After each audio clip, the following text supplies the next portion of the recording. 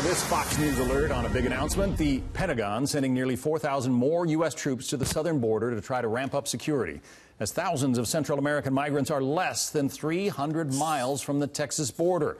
Griff Jenkins is traveling with that group. He joins us live from Saltillo, Mexico. So, Griff, what are you seeing on the ground? Who is helping these migrants get to the border?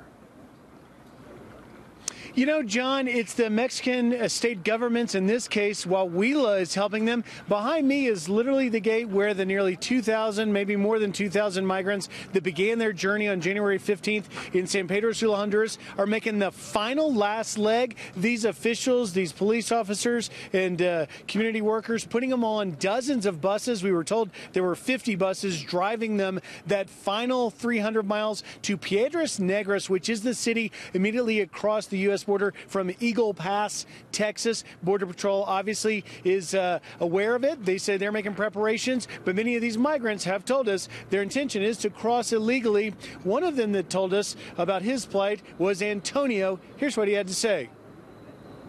Once I get in the States, my idea is, my place, work hard for 5 years in there and make my family feel better.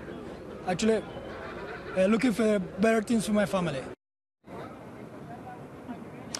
Now, when they get to Piedras Negras, it's anybody's guess what will happen, but they're on their way. They should be there by the end of today, John. So what happens next? What happens when they get to the border? Well, in Piedras Negras, they've got facilities set up, and they will get federal government support. You know, this new Mexican president, López Obrador, has been very pro-immigrant. He had the fast-track work visa. They capped it. It became too full at 12,600. But these migrants will get federal resources on the border town of Piedras Negras. The Mexican officials here, the secretary to the state of Huila, says his hope is that the U.S. will process asylum claims much faster. John? Griff Jenkins traveling with that migrant caravan in Mexico. Thank you.